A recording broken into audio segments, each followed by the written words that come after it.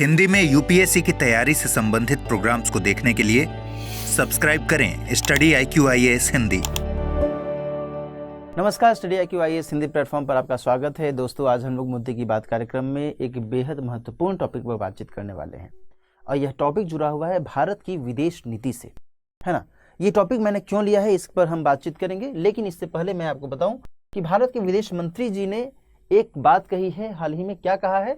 भारत के नजरिए को स्वीकारें पश्चिमी देश, यानी उन्होंने इस बात पर जोर दिया है कि वेस्टर्न कंट्रीज भारत का जो नजरिया है भारत की विदेश नीति के संदर्भ में उसको एक्सेप्ट करें, है ना। जिस तरीके से भारत उनकी नीतियों के साथ में जी रहा है, भारत उनकी नीतियों को एक्सेप्ट कर रहा है, उसी तरीके से इन्हें भी एक्सेप्ट करना चाहिए, ठीक है ना। आइए इसी पर हम विचार करते हैं कि आखिर ये बातें क्यों उन्होंने कही और इन बातों का क्या अर्थ है, क्या इनका मतलब है। देखो, ध्यान रखना कि जब हम भारत की विदेश नीति के बारे में पढ़ते हैं तो यह अपने आप में एक इम्पॉर्टेंट फैक्टर के तौर पर सामने आ जाता है। जब हम GS के पेपर 2 में IR का जो खंड है उसमें भारत की विदेश नीति को टटोलते हैं तो स्वतंत्रता से लेकर करके अब तक भारत की विदेश नीति में जो भी क्रमिक स्तर पर विकास हुआ है और जो भी नए परिवर्तन हुए हैं, नवाचार लाए गए हैं, उन सभी की पढ़ाई जरूरी हो जाती है ना। और इस संदर्भ में आज की यह चर्चा अपने आप में बहुत ही महत्वपूर्ण है, क्योंकि इसको जब आप समझेंगे तो आप इसके आधार पर जिस तरीके से परीक्षा में सवाल पूछे जा सकते हैं उसमें आप इसको इनपुट के तौर पर डाल सकते हैं, है ना।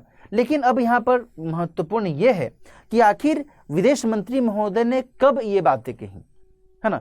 तो हाल ही में मणिपुर के इम्फाल में एक सम्मेलन में वो गए हुए थे और वहीं पर उन्होंने अपने संबोधन में ये बातें कही और इसके माध्यम से उन्होंने बताया भी कि रूस और यूक्रेन युद्ध के बीच में जो भारत का नजरिया, भारत के नजरियों के लेकर करके जो एक तनाव का माहौल पश्चिमी देशों में देखा गया है, तो उसमें भारत जो है कुछ नहीं कर सकता है। भारत का नजरिया स्पष्ट है।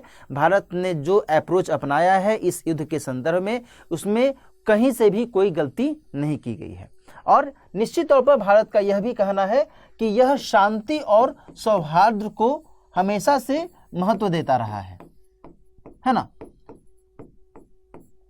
सौहार्द को महत्व, ठीक है। भारत अपने राष्ट्रीय हित से कभी भी समझौता नहीं करना चाहता है। राष्ट्रीय हित सर्वोपरि,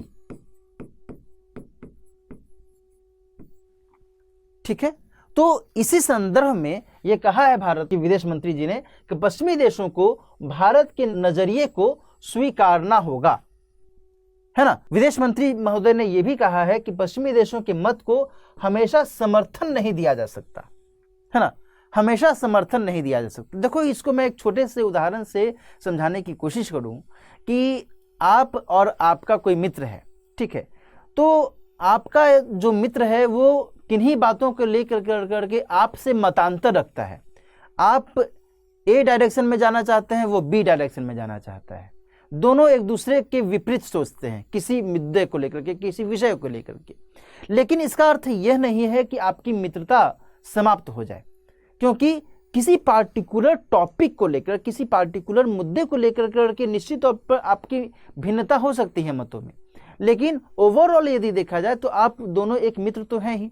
लेकिन यदि आपका दोस्त हमेशा चाहे कि नहीं, हम जो सोचे वही तुम भी सोचो, तब तो ये गलत बात है। तब तो ये एप्रोप्रिएट जो फ्रेंडशिप है, जो एक सही मित्रता का लक्षण होता है, वो तो नहीं ये है ना। तो इसी तरीके से यहाँ पर भारत ने कहा है कि पश्चिमी देशों के मत को हमेशा हम समर्थन नहीं दे सकते।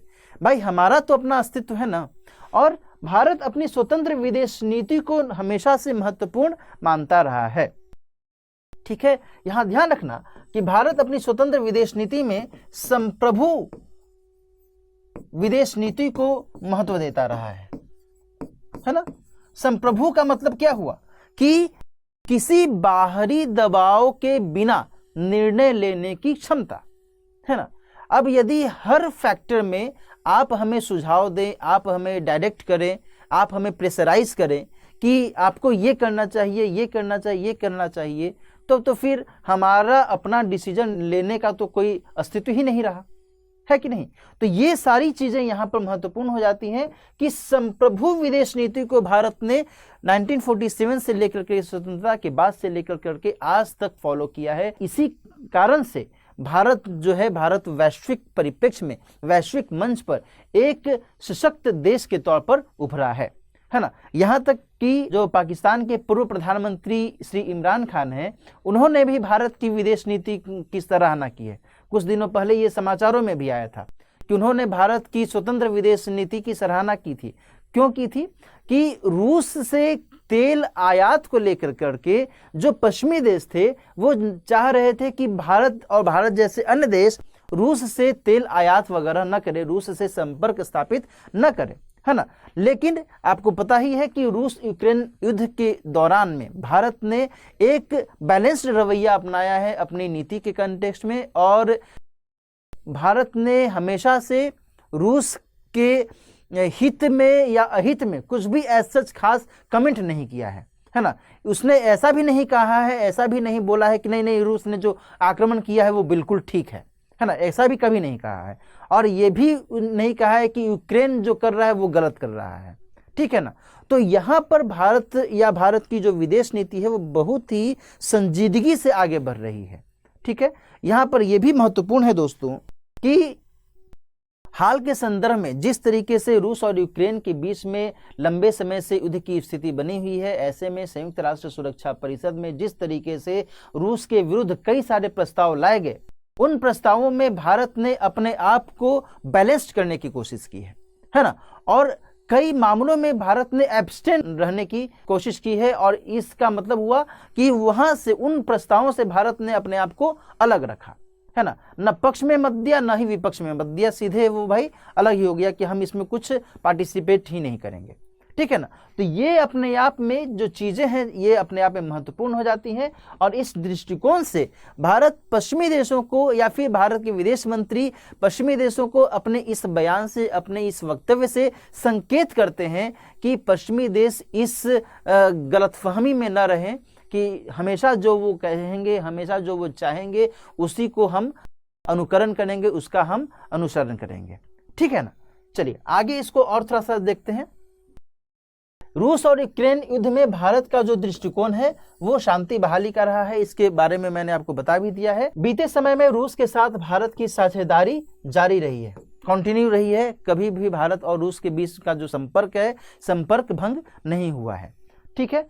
साथ ही पश्चिमी देशों और व्यापक तौर पर पश्चिम के साथ संपर्क भी जरूरी है। कहने का मतलब यह है कि श्री एस जयशंकर जी ने दोनों ही पक्षों के स्तर पर अपनी बातें कही हैं कि रूस के साथ जो संपर्क है, जो संबंध है वो हम कंटिन्यू किए हुए रहेंगे, और साथ ही जो पश्चिमी देश हैं इनके साथ जो संपर्क है, या फिर पूरा ओवरऑल पश्चिम की यदि हम बात करें तो इनके साथ भी जो संपर्क है, संबंध है, वो भी हम कंटिन्यू रखेंगे। ऐसा नहीं है कि हम इसमें भी किसी तरीके की कोई कमी लाने देंगे, है ना। तो ये यहाँ पर अपने आप में महत्वपूर्ण हो जाता है। एक चीज और समझने वाली बात है दोस्तों कि भारत जो है क्वाड का सदस्य है ना, और आपको मैंने कई बार कई टॉपिक्स में बताया है कि क्वाड में 4 देश शामिल हैं भारत सहित, है ना।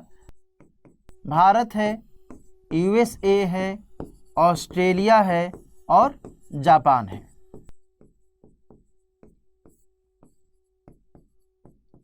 ठीक है। तो एक प्रश्न ये भी उठता है कि क्या भारत इस माध्यम से यह नहीं चाहेगा कि इन देशों के साथ में, इन देशों के अनुसार ही हम भी अपना काम करें, हम भी अपने जो विचार हैं इन्हीं देशों के मुताबिक रखें, जो ये देश चाहते हैं उसी के हिसाब से हम भी अपनी विदेश नीति को ट्यून करें, है ना। तो यहाँ पर भारत का जो मंतव्य है, भारत का मंतव्य यहाँ पर बहुत ही स्पष्ट हो जाता है।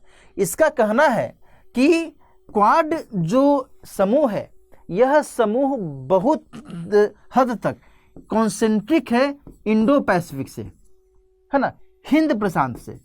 ध्यान रखिएगा, इसको आपको अच्छे से समझने की आवश्यकता है कि क्वाड में भारत की भूमिका किस लिहाज से है कि भाई हिंद प्रशांत में जो हमारा साझा हित है उसको हम बेहतर तरीके से आगे बढ़ाएं, है ना। किस कंटेक्स्ट में? तो हिंद प्रशांत के कंटेक्स्ट में बात की जा रही है। लेकिन अब इसी पहलू के आधार पर हमारे जो अन्य पक्ष हैं, अन्य देशों के साथ जो हमारे संबंध हैं, उसको भी हम इसी के माध्यम से देखें, इसी के माध्यम से हम उसको सॉल्व करें, कैलकुलेट करें, तो फिर यह सही बात नहीं है ना।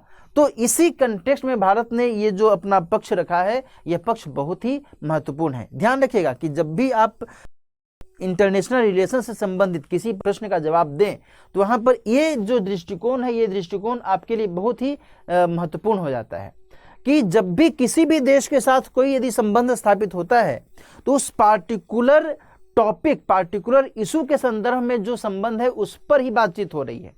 उससे इतर जो बातें हैं वो बातें उस संबंध से यदि नहीं जुड़ी हुई हैं तो उस पर बात न करना ही उचित रहेगा, है ना। और ये चीजें यहाँ पर सामने दिख रही हैं। दूसरी बात यह भी है कि भारत ने यह भी कहा है कि यदि अमेरिका और अन्य देश जैसा चाहते हैं कि हम जो अपेक्षा करें उसी अपेक्षा को भारत भी फुलफिल करे, तो भारत की भी अपनी अपेक्षा है, भारत के भी अपने एक्सपेक्टेशंस है।